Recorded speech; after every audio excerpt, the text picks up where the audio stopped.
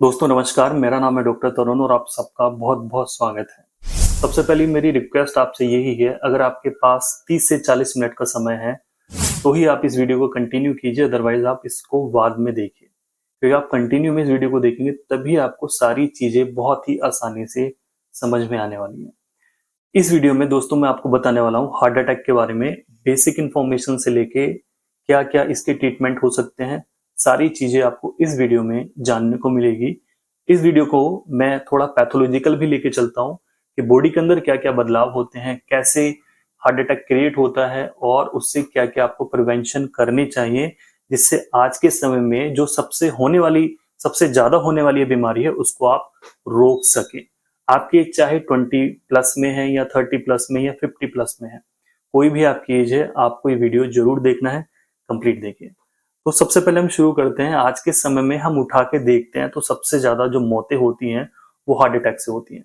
अब वो चाहे पेशेंट को साइलेंट हार्ट अटैक हो या फिर उसको सडनली वाला हो, सारी चीजें हम कवर करेंगे।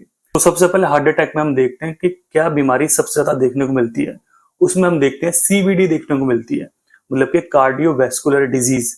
इसका सिंपल मतलब ये है, कार्डियो का मतलब हार्ट होता है, वैस्कुलर्स का मतलब होता है कि आर्टरीज या फिर जो वेसल्स हैं, ब्लड वेसल्स हैं, और डिजीज का मतलब आप जानते हैं बीमारी। तो कार्डियोवैस्कुलर का मतलब है जो हार्ट की आर्टरीज है उसके अंदर होने वाली समस्या है। अब कार्डियोवैस्कुलर डिजीज में हम देखते हैं, इसको चार में हम डिफाइन करते हैं, चार में हम इसको कैटेगरी में डिवाइड कर लेते हैं। तो सबसे पहले इसमें आती है कोरोनरी आर्टरी डिजीज, जिसको बोलते हैं सीएडी, कोरोनरी आर्टरी डिजीज। इसका मतलब ये है कि हार्ट की जो आर्टरीज हैं जो कि ब्लड सप्लाई करती हैं हार्ट को, जो हार्ट ब्लड सप्लाई दे रहा पूरे शरीर को वो नहीं, जो हार्ट को खुद से आर्टरीज ब्लड सप्लाई दे रही हैं, उसको बोलते हैं कोरोनरी आर्टरी। इनकी भी अलग अलग ब्रांचेस होती है, एंटीरियर, पोस्टीरियर, लेटरल, ठीक है। तो कोरोनरी आर्टरी डिजीज है। सेकंड जो हम देखने को मिलती है कि पेशेंट को कोई स्ट्रोक वाली परेशानी हुई है। स्ट्रोक एक अलग अपना टॉपिक है, उसके बारे में हम बाद में डिस्कशन करेंगे किसी अन्य वीडियो में। इसमें थर्ड आता है पेरिफेरल आर्टरी डिजीज, कि शरीर के दो दूर वाले अंग हैं, जैसे एक्सट्रीमिटीज है हमारी, हाथ हैं, पैर हैं, इनमें कोई आर्टरी की डिजीज हो गई है, वो हो सकती है। और फोर्थ इसमें आता है अओर्टिक डिजीज। अओर्टिक मतलब जो हमारी आर्च ऑफ अओर्टा है या अओर्टा है उसमें होने वाली, हम इसमें लेंगे कोरोनरी हार्ट डिजीज। इसमें मतलब ये है कि जो हार्ट को जो आर्टरी सप्लाई कर रही है उसके अंदर ब्लड सप्लाई कम हो गई है। ब्लड सप्लाई कम होने का कारण ये है कि वहां पे ब्लॉकेज होने लगा है, वो आर्टरी धीरे धीरे करके ब्लॉक होने लगी है, जो उसका रास्ता है वो धीरे धीरे करके ब्लॉक हो रहा है, ऑब्स्ट्रक्शन उसके अंदर हो चुकी है, उसका रास्ता पतला हो चुका है, संकरा हो चुका है। इसकी वजह से वहां पे ब्लड सप्लाई पूरी नहीं पहुंच रही है जो कोरोनरी आर्टरी को मिलनी चाहिए थी। तो ब्लॉकेज में हम देखते हैं कि भाई ऐसा क्या हो गया जिसकी वजह से सारी प्रॉब्लम हो रही है। तो ब्लॉकेज में हम देखते हैं यहाँ तो वहां पे फैटी डिपोजिशन होने लगा है, या फिर वहां पे कैल्सिफिकेशन होने लगा है, या फिर वहां पे आर्थेरोस्क्लेरोसिस होने लगी है। आर्टेरियोस्क्लेरोसिस होती है एक टर्म जो कि दर्शाती है कि हार्ट की जो आर्टरीज है वो मोटी हो गई हैं। दो तरीके से आप इसको समझिए, दो टर्म यहाँ पे यूज की जाती हैं, एक होता है आर्टेरियोस्क्लेरोसिस, एक होता है एथेरोस्क्लेरोसिस। ठीक है, दोनों में थोड़ा थोड़ा डिफरेंस है, दोनों ही ब्लॉकेज करती हैं, दोनों ही ब्लड सप्लाई को कम करती हैं। ठीक है, तो आर्थेरोस्क्लेरोसिस जो है कि जो हमारी आर्टरी है उसकी जो थिकनेस है वो बढ़ गई है, जो उसकी वाल्व है, जो उसके वाल है वो मोटी हो गई है, जो उसके अंदर की दीवार है वो मोटी हो गई है, जिसकी वजह से ब्लड सप्लाई पूरी नहीं जा रही है। उसमें सबसे बड़ा कारण आता है कि पेशेंट स्मोकिंग करता है, इसलिए स्मोकिंग को मना किया जाता है कि भाई जिसको भी हार्ट की प्रॉब्लम हो रही है स्मोकिंग उसको नहीं करनी चाहिए। ठीक है, फैटी डिपोजिशन या फिर हम कैल्सिफिकेशन में देखते हैं कि उससे भी हार्ट की जो सप्लाई है वो कम हो रही है। तो आर्थेरोस्क्लेरोसिस की हम यहाँ पे बात करेंगे, इसको हम थोड़ा एक्सप्लेन करके चलते हैं। देखिए सिंपल सा, आर्थेरोस्क्लेरोसिस बॉडी में कहीं पर भी हो सकता है, ऐसा नहीं कि हार्ट में ही हो। अब वो कहाँ कहाँ पे होगा और उसका क्या क्या इम्पैक्ट पड़ता है थोड़ा शॉर्ट में आपको बता देता हूँ। अथेरोस्क्लेरोसिस है कि कोई आर्टरी है उसके अंदर ब्लॉकेज होने लगा है, क्योंकि वहां पे फैट टिश्यू डिपॉजिट होने लगे हैं, फैट आके वहां पे इकट्ठी होने लगी है। और फैट में हम क्या देखते हैं कि भाई यहाँ तो ट्राइग्लिसराइड आके जमने लगा है, कोलेस्ट्रोल आके जमने लगा है, एलडीएल जो लो डेंसिटी लाइपोप्रोटीन है वो आके जमने लगी है। ठीक है, इसके बारे में हम डिस्कशन करते हैं अभी। तो अगर हार्ट के अंदर वो आर्टरी के अंदर वो जमना शुरू हो जाए तो वो एंजाइना क्रिएट करता है कि भाई चेस्ट पेन रहने लगा है, भारीपन रहने लगा है, सांस लेने में परेशानी होने लगी है। ठीक है, कंजस्टिव प्रॉब्लम्स होने लगी है, हाथों में दर्द रहने लगा है, जवाड़े में दर्द है। तो हार्ट वाले सिम्टम्स हैं वो आने शुरू हो जाएंगे अगर हार्ट के अंदर प्रॉब्लम मिल रही है, हार्ट के अंदर वो जमने लगा है। सेकंड हम देखते हैं, अगर किसी हेड की आर्टरी में जो हमारे सर में ब्लड सप्लाई हो रही है आर्टरी तो हमारी बॉडी में पूरी जगह है, सारी जगह है। तो हार्ट की आर्टरी में हार्ट अटैक होने लगा है, हार्ट की प्रॉब्लम हो गई है, ब्रेन में जाने लगा है, जो ब्रेन की आर्टरीज हैं या हेड की आर्टरीज हैं उसमें जाके वो जमने लगा है, तो पेशेंट को स्ट्रोक हो जाता है। ठीक है, जो समझते कि सडनली स्ट्रोक हुआ पेशेंट को, उसको पैरालिसिस हुआ, नमनेस हुई, चक्कर आए, सर दर्द हुआ, वॉमिटिंग हुई, बहुत अन्य सिम्टम्स इसमें आते हैं। तो पेशेंट को अगर यहाँ जाता है तो स्ट्रोक की प्रॉब्लम हो जाती है। वहीं पे अगर आर्म्स और लेग में जाके वो डिपॉजिट हो जाए तो सिंपल सी बात है, वहां पे दर्द रहने लगेगा, उसकी ब्लड सप्लाई रुक गई है तो नमनेस रहने लगेगी। और जहां तक है आने वाले समय पेशेंट के जो अंग हैं वो छोटे भी हो सकते हैं, मतलब पतले हो सकते हैं, क्योंकि वहां पे ब्लड सप्लाई ऑक्सीजन जो है कम हो गई है। तो ये भी हो सकता है। किडनी में अगर चली जाए कि किडनी में अगर जो है वो डिपॉजिट हो जाए तो सिंपल सी चीज है, किडनी की भी ब्लड सप्लाई कम होगी, और जब किडनी की ब्लड सप्लाई कम होगी तो किडनी के जो फंक्शन है वो गड़बड़ाएंगे, ब्लड प्रेशर भी बढ़ सकता है पेशेंट का, सीवियरिटी ज्यादा हो गई तो भाई किडनी फेल्योर भी पेशेंट को हो सकता है। तो हम केवल यहाँ पे हार्ट की बात कर रहे हैं, तो हार्ट के अंदर हम देखते हैं कि भाई ऐसा क्यों हो रहा है। जिन व्यक्तियों के अंदर ब्लड के अंदर फैट की मात्रा ज्यादा बढ़ गई है तो वो जाके आर्टरी में जाके जमना शुरू हो जाएगा। फैट हमारी ब्लड के अंदर देखने को मिलती है कि भाई पेशेंट को टू मच कोलेस्ट्रोल है उसके ब्लड के अंदर, उसका जो है एलडीएल जो लो डेंसिटी लाइपोप्रोटीन है बहुत ज्यादा बढ़ा हुआ है, जिसको बैड कोलेस्ट्रोल बोला जाता है। अच्छा कोलेस्ट्रोल किसको बोलते हैं? जो एचडीएल होता है, हाई डेंसिटी लाइपोप्रोटीन होता है। ठीक है, और वहीं पे टीजी बढ़ा हुआ है जिसको ट्राइग्लिसराइड बोलते हैं, जिसकी रेंज 150 तक होती है, लेकिन वो आज के समय में लोगों का 1,000 भी कई बार मिलता है। जो कोलेस्ट्रोल है वो हम देखते हैं कि भाई मिलता है 200 की रेंज है तो वो कई बार 400 तक भी मिल जाता है। ठीक है, ये तीनों खतरनाक बहुत ज्यादा होते हैं कि भाई कोलेस्ट्रोल भी खतरनाक है, ट्राइग्लिसराइड भी खतरनाक है, जो एलडीएल है जो लो डेंसिटी लाइपोप्रोटीन है वो भी खतरनाक है, जिसको बैड कोलेस्ट्रोल बोला जाता है। सिम्टम्स में हम देखते हैं पेशेंट को फैटिग मिलेगी, टायर्डनेस मिलेगी, और ब्लड सप्लाई क्योंकि कम हो गई है तो पेशेंट का सांस भी फूल सकता है, ऑक्सीजन भी बॉडी के अंदर कम मिल सकती है, उसको सांस लेने में भी परेशानी होगी कि छोटा छोटा सांस आ रहा है। चेस्ट पेन मिलेगा, जो चेस्ट पेन होगा वो किस तरह वाला होगा, ये प्रेशर है पड़ा हुआ, वो कोई कंजेस्टिव टाइप का दर्द है, टाइटनेस बहुत ज्यादा हो गई है। सबसे पहली चीजें मैं आपको कंफर्म कर देता हूँ कि हाँ जो सिम्टम्स हैं वो अलग अलग सिम्टम्स कई बार पेशेंट को देखने को मिलते हैं। सारे सिम्टम्स एक्चुअली में आपको नहीं मिलेंगे, क्योंकि सारे पेशेंट की बॉडी स्ट्रक्चर अलग है, उनकी जो डिजीज की कंडीशन है वो अलग है, किसी को एक्यूट है, किसी को क्रॉनिक है, किसी को ब्लॉकेज बहुत थोड़ा है, किसी को ब्लॉकेज बढ़ा हुआ है, किसी को ब्लॉकेज दूसरी आर्टरी में, किसी को दूसरी आर्टरी में। तो इसके हिसाब से भी सिम्टम्स अलग अलग आते हैं। तो एंजाइना मिलेगा, हार्ट बर्न हो सकती है, ठंडे पसीने उसको आ सकते हैं, और वो जो पेन उनको चेस्ट में हो रहा था कंजेस्टिव टाइट वाला वो उनको रेडिएट कर सकता है, उनके जाम में रेडिएट कर सकता है, कि जवाड़े में आ गया है, हाथों में होने लगा है, लेफ्ट हैंड में होने लगा है। कंजेस्टिव समझते हैं आप? इस तरह वाला जो होता है, स्क्वीजिंग वाला जो होता है उसको कंजेस्टिव हार्ट बोलते हैं, कंजेस्टिव पेन बोलते हैं। ठीक है, तो इस तरह के जो पेन है वो मिलते हैं। अब बात आती है कि भाई सिम्टम्स मैंने आपको बता दिए हैं, क्या कहानी है, शॉर्ट में ही मैंने बताई है, वरना तो वीडियो बनाना का तो लगभग 1 घंटे से ज्यादा का वीडियो बन सकता है। अब बात आती है कि क्या करना चाहिए। सबसे पहली बात, लिपिड प्रोफाइल से हमें पता लगेगा। बहुत सारी जांच होती है हार्ट की, लेकिन एक बेसिक जांच है जिसको हम बोलते हैं लिपिड प्रोफाइल। खाली पेट कराई जाती है, 400 से 500 रुपए की होती है। बहुत सारी चीजें उसके अंदर देखने को मिल जाती है कि पेशेंट का टोटल कोलेस्ट्रॉल कितना है, ट्राइग्लिसराइड कितना है, एचडीएल कितना है, वीएलडीएल कितना है। ठीक है, वो सारी चीजें आपको देखनी है। 400 से 500 रुपए खर्च कीजिए, खाली पेट सैंपल दीजिए, ब्लड से इसकी जांच होती है और आप इसको जाके करवा लीजिए। तो लिपिड प्रोफाइल हो गई है। अब ये अगर आपका बढ़ा मिलता है तो आप देखेंगे कि आपको अपनी एलएफटी भी करवानी होगी, लीवर फंक्शन टेस्ट करवाना होगा। तो उसमें आप क्या देखते हैं भाई, आपका टोटल बिलिरुबिन कितना चल रहा है, आपका एसजीओटी एसजीपीटी कितना है। एक अल्ट्रासाउंड भी आप करा सकते हैं कि आपको फैटी लीवर तो नहीं होने लगा है, क्योंकि सारी चीजें गोल गोल ना घुमा के मैं आपको एक सिंपल सी चीज बता देता हूँ कि भाई फैटी लीवर और ब्लड के अंदर फैट बढ़ना या पेशेंट के शरीर के अंदर फैट बढ़ना, ये सारी चीजें आपस में कनेक्टेड होती है, इंटरकनेक्टेड होती है। पेशेंट बहुत ज्यादा मोटा है, ओबेज है, तो यस उसको हो सकता है फैटी लीवर हो सकता है श्योरली। लीवर के अंदर फैट डिपॉजिट हो गई है, फैटी लीवर उसको बोल दिया जाता है। ग्रेड 1, ग्रेड 2, ग्रेड 3 या फिर फाइब्रोसिस या फिर सिरोसिस, वो उसकी कंडीशन के ऊपर डिपेंड करता है। राइट, वही ब्लड के अंदर जाने लगा है ज्यादा, ब्लड के अंदर फैट बढ़ गई है, उसी को कोलेस्ट्रॉल बोल दिया जाता है। ठीक है, वो कोलेस्ट्रॉल होता है, तो वो जाके हमारे हार्ट में जम रहा है, जो इकट्ठा हो चुका है वो फैटी लीवर उसको बोला जाता है। बाकी तो बॉडी में आप जानते हैं फैट बोलते हैं, ओबेसिटी पेशेंट को बोला जाता है कि पेशेंट मोटा है। ठीक है, तो ये सारी चीजें जो है इंटरकनेक्टेड होती हैं। अब इन सारी चीजों को कैसे ठीक रखा जा सकता है, क्या प्रिवेंशन है, क्योंकि आप जानते हैं बहुत सारी बीमारी ऐसी हैं जो कि प्रिवेंट की जा सकती हैं अगर आप अपना लाइफ स्टाइल ठीक कर लें। आपकी जो दिनचर्या है, जो बेसिक चीजें हैं, इनको आप सही से लेके चलें। तो लाइफ स्टाइल इस केस में सबसे ज्यादा जरूरी है, खास करके जिनकी फैमिली हिस्ट्री में हार्ट अटैक या फिर हार्ट से संबंधित कोई भी समस्या रह रही है, इवन ब्लड प्रेशर भी रह रहा हो। ठीक है, क्योंकि आर्टरी में डिपॉजिट होता है तो धीरे धीरे करके हाइपरटेंशन भी पेशेंट को होती है कि उसका ब्लड प्रेशर ऊपर वाला 150 160 चल रहा है, नीचे वाला 100 प्लस में mm/Hg में चल रहा है। तो ब्लड प्रेशर की भी समस्या पेशेंट को मिलती है, उसके अलग सिम्टम्स आते हैं। चक्कर आएंगे, सर में भारीपन रहेगा, पिंडली में दर्द होगा, नींद कम आएगी। ठीक है, घबराहट बेचैनी भी बनती है, तो सीने में भारीपन भी होता है। चलिए, तो लाइफ स्टाइल को कैसे ठीक करेंगे? आपको हेल्दी खाना खाना होगा। अब हेल्दी तो भाई आज के समय आप कुछ भी बाहर का खाएंगे वो सब नुकसानदायक है। टेस्ट बना बना के खाएंगे, जीभ का स्वाद लेंगे, तो कोई कहानी नहीं बनेगी। तो हेल्दी अगर आपको रहना है तो कुछ अगर आपको स्वाद वाला खाना है तो घर में आप उसको बना लीजिए, वो सबसे बेहतर विकल्प है। आज के समय में बाहर का खाना कुछ भी सेफ नहीं है।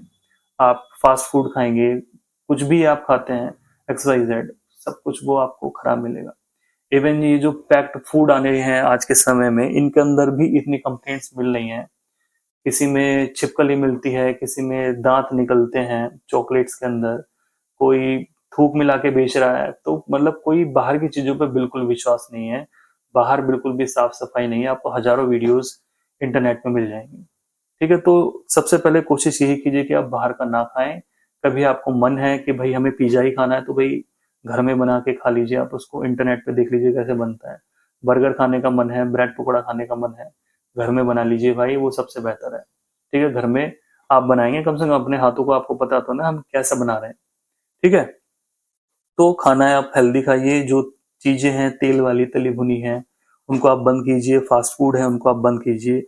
ओबेसिटी है, आपको अगर मोटापा है उसको कैसे भी करके आप कम कीजिए, एक्सरसाइज कीजिए, डाइटिंग कीजिए, आयुर्वेदिक दवाई लीजिए, होम्योपैथी लीजिए, एलोपैथिक लीजिए, हर्बल लाइफ के प्रोडक्ट लीजिए।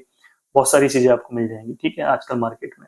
लेकिन सबसे बढ़िया मेडिसिन से पहले मैं बोलता हूँ, परहेज कीजिए, एक्सरसाइज कीजिए, वो वजन सबसे बढ़िया रहेगा घटाना।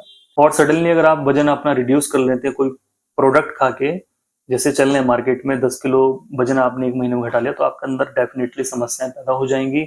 जो मेटाबॉलिज्म है हमारी बॉडी की वो बिगड़ जाएगी और आपको बहुत सारी समस्याएं हो सकती हैं। ठीक है, तो वेट मैनेजमेंट करना बहुत जरूरी है।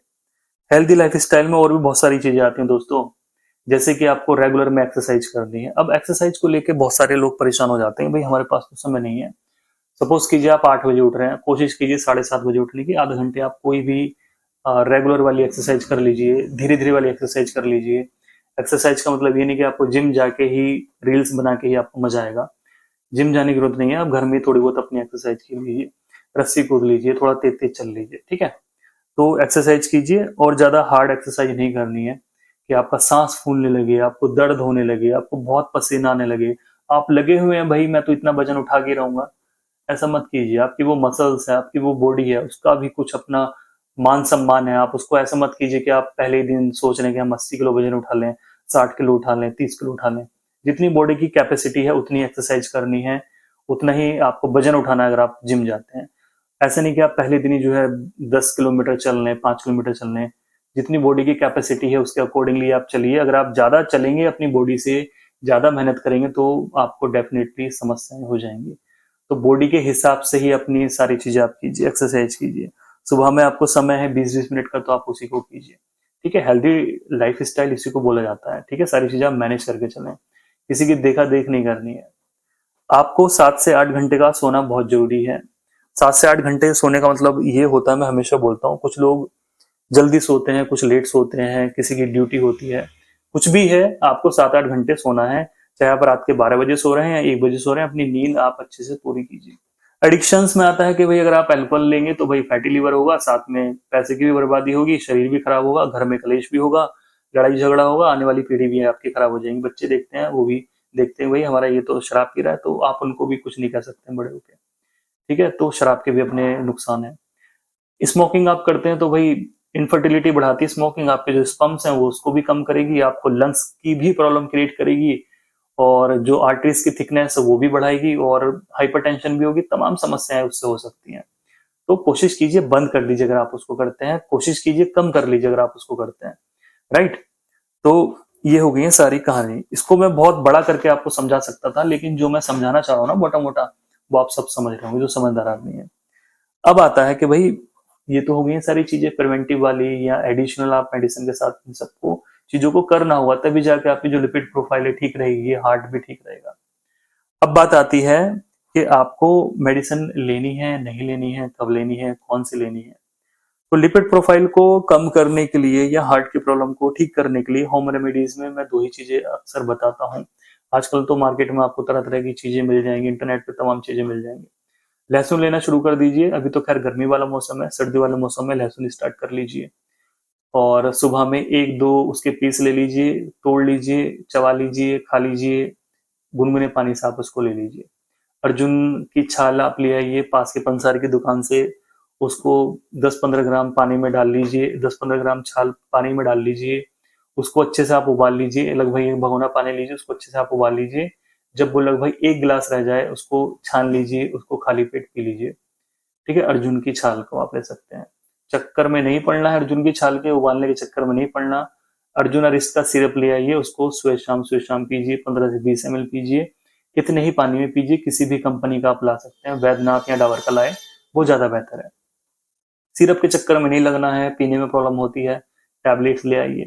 टैबलेट्स आपको मिल जाएंगे अर्जुन की, आप ढूंढेंगे इजीली मिल जाएगी, अच्छी कंपनी की आप टैबलेट लीजिए। एक एक टैबलेट सुबह शाम लीजिए, राइट। तो ये हो गई है होम रेमेडी या फिर मेडिसिन जो भी हम बोल सकते हैं। आयुर्वेदिक की हम मेडिसिन की यहाँ पे बात करेंगे। आयुर्वेदिक में आप लाएंगे एवाना टैबलेट आप ला सकते हैं, ये हिमालय कंपनी की है, बहुत चलती थी लिपिड प्रोफाइल को मेंटेन करने के लिए। तो एवाना लाइए, इसकी एक एक गोली सुबह शाम आप लीजिए। ताजे पानी से लीजिए, खाना खाने के बाद लीजिए। सर्दी का मौसम है तो आप इसको गुनगुने पानी में ले सकते हैं। और अर्जुन अरिस्ट मैंने आपको बता दिया, अर्जुन अरिस्ट को आप ला सकते हैं, हार्ट के टॉनिक की तरह काम करता है, बढ़िया है, कोई नुकसान नहीं है, हार्ट में कोई प्रॉब्लम नहीं है, लिपिड प्रोफाइल भी ठीक है। तब भी आप इसको एक दो टॉनिक आप पी लीजिए 6-7 महीने में एक बार, बढ़िया रहेंगे। ओके, अगर फैमिली हिस्ट्री में हार्ट अटैक है तो इन सारी चीजों को जरूर फॉलो कीजिए। और ये वीडियो एक एजुकेशनल पर्पज है और एक प्रिवेंशन में आपको बता रहा हूँ, तो इसको प्लीज जरूर शेयर कर देना। इस तरह का वीडियो बनाने में बहुत मेहनत लगती है। ठीक है, ये जो पेज मैंने लिखा है ना, इसमें केवल मैंने हेडिंग डाली हुई है कि मुझे क्या क्या बताना है। और ये इसमें हेडिंग्स जो हैं इनको मैं इतना एक्सप्लेन कर सकता हूँ कि 1 से 2-3 घंटे का वीडियो आसानी से बन जाएगा, लेकिन इतना समय आज के पास नहीं है, क्योंकि लोगों को शॉर्ट्स की आदत है। जो मेमोरी है वो शॉर्ट्स वाली हो गई है कि भाई शॉर्ट्स भी अगर अच्छा है 5-10 सेकंड का देखना है, 30 सेकंड का तो देखना भी नहीं है, एक मिनट का तो देखना भी नहीं है। ठीक है, तो इस तरह के वीडियो बनाने में बहुत मेहनत लगती है, तो प्लीज इस वीडियो को जरूर आप जरूर शेयर जरूर कर देना दोस्तों। आती है होम्योपैथी की बात। होम्योपैथी में भाई अगर आपका सपोज कीजिए कोलेस्ट्रॉल बहुत ज्यादा बढ़ा हुआ है कि 300 प्लस में आपका कोलेस्ट्रॉल है, टोटल कोलेस्ट्रॉल जो होता है, एलडीएल आपका बहुत बड़ा हुआ है और ट्राइग्लिसराइड आपका बहुत बड़ा हुआ है, 1000 प्लस में चल रहा है, 1500 चल रहा है, और आपको हार्ट की बहुत ज्यादा प्रॉब्लम हो रही है, सांस लेने में तकलीफ हो रही है, चेस्ट में दर्द है, मतलब बहुत सारे सिम्टम्स आ रहे हैं। आप ना ही आयुर्वेदिक लीजिए ना ही आप होम्योपैथी लीजिए, सबसे पहले कार्डियोलॉजिस्ट के पास जाइए, अपनी एंजियोग्राफी कराइए, ईसीजी कराइए, और बहुत सारी जांच होती है, इकोकार्डियोग्राफी कराइए, उनसे ट्रीटमेंट लीजिए। आप इस तरह के ट्रीटमेंट के चक्कर में अभी मत लगिए, क्योंकि मेन जो टारगेट है वो पेशेंट की लाइफ को सेव रखना है। अब वो होम्योपैथी से, एलोपैथी या किसी भी पैथी से हो सकता है। तो इन केस ऑफ इमरजेंसी आपको एलोपैथी ट्रीटमेंट लेना है, तब आप ये सारी चीजें ट्राई मत कीजिए। ठीक है, उसको आप स्टेबल कर लीजिए, मैनेज कर लीजिए, थोड़ा बहुत बढ़ा हुआ है तो आप इन सारी चीजों को लीजिए। होम्योपैथी में एक सेफ मेडिसिन आती है जो कि आती है एडल्ट 28 ड्रॉप के नाम से है, प्रमोशन नहीं है। तो इसको आप लाइए, 20 से लगभग 20-20 बूंदे लीजिए, दिन में 3 बार लीजिए, आधे कप पानी में लीजिए। खाना खाने से पहले आप इसको ले लीजिए। पानी आपको आधा कप लेना है, ताजा लेना है, 2-3 शीशी पी लीजिए, बढ़िया रिजल्ट आपको मिलेंगे। ठीक है, इसके साथ में आपको हाइपरटेंशन रहती है तो वो आप ले सकते हैं। हाइपरटेंशन में इसी की एक मेडिसिन आती है, डाइकार्ड करके आती है, एडेल कंपनी की आती है, उसको आप ले लीजिए। सेम डोज आपको लेनी है। अब ब्लड प्रेशर आपको बहुत जल्दी फ्लक्चुएट करता है, 170-180 हो जाता है, 200 प्लस में चला जाता है, तो ये सपोर्टिव मेडिसिन है, आप एलोपैथी का सहारा जरूर लीजिए इस तरह के केस में। ठीक है, तो एलोपैथी में यहाँ पे ट्रीटमेंट आप ले सकते हैं किस किस कंडीशन में, मैंने आपको बता दिया। अगर आपकी प्रॉब्लम बहुत ज्यादा है, सिम्टम्स बहुत ज्यादा है, लिपिड प्रोफाइल बहुत ज्यादा हाई है, तो उसमें आप लीजिए। आपने अपनी अगर लीवर की जांच कराई तो भाई उसको भी आप लेके चलिए, उसका भी आप ट्रीटमेंट लीजिए, उसको भी आप ठीक करके रखिए। परहेज करेंगे तो आपका जो लीवर है, जो लिपिड है, सब सही रहेगा। फैट जाती रहेगी शरीर के अंदर तो भाई बॉडी में फैट बढ़ेगी, लीवर पे फैट बढ़ेगी, ब्लड के अंदर भी फैट बढ़ेगी। ठीक है, ये बेसिक सी जानकारी मैंने आपको दी है। तो ये हो गई है सारी कहानी कोलेस्ट्रॉल की, हार्ट की, हार्ट अटैक की। तो जब ये जैसे जैसे ब्लॉकेज बढ़ता है ना कोरोनरी आर्टरी में, तो हार्ट की जो ब्लड सप्लाई है वो कम हो जाती है, बंद हो जाती है और पेशेंट को हार्ट अटैक हो जाता है। ठीक है, इसी तरीके से आप इसको समझ सकते हैं। और भी कारण हो सकते हैं तमाम, बट ये जो है ये मेन कारण है कि भाई उसकी जो आर्टरी है उसमें ब्लॉकेज हो चुका है, जिसकी वजह से हार्ट की जो पंपिंग पावर है वो खत्म हो गई है, क्योंकि उसको खुद ब्लड सप्लाई नहीं मिल रही है, वो औरों को ब्लड सप्लाई क्या करेगा। तो पंपिंग खत्म हो गई, हार्ट रुक चुका, हार्ट अटैक हो चुका है। तो ये सारी कहानी है। ठीक है, तो सारी कहानी घूम फिर के हमारे लाइफ स्टाइल, खाना पीना, ऑयली, स्ट्रेस, तनाव, स्मोकिंग, एडिक्शन, हमारा लाइफ स्टाइल, इन सारी चीजों के ऊपर डिपेंड है। ठीक है, इसी तरह का वीडियो पाने के लिए आप मुझे किसी भी टॉपिक पे नीचे वीडियो दे सकते हैं। जो आज के लाइफ स्टाइल से जुड़ी हुई बीमारी है उस पर मैं जरूर टॉपिक पे वीडियो बनाऊंगा, और बड़ी वीडियो में बना सकता हूँ। इतना ही वीडियो आपके लिए काफी। अगर आपने यहाँ तक वीडियो देखा है तो जरूर जय श्री कृष्णा जरूर लिखें आप कमेंट में। कोई चीज मिस हो गई है तो वो भी आप नीचे पूछ सकते हैं। इस वीडियो में अगर वो चीज मैंने बताई हुई तो कमेंट के आंसर आपको नहीं मिलेंगे। तो अगर आप मुझे पहली बार देख रहे हैं चैनल पे, पहली बार आप मुझे देख रहे हैं, तो आप इस चैनल को जरूर सब्सक्राइब कर लीजिए। नॉलेजेबल वीडियो मैं बनाता हूँ, बिल्कुल सटीक जानकारी मैं आपको दूंगा, कोई भी फर्जी इन्फॉर्मेशन आपको यहाँ पे प्रोवाइड नहीं होगी। नमस्कार।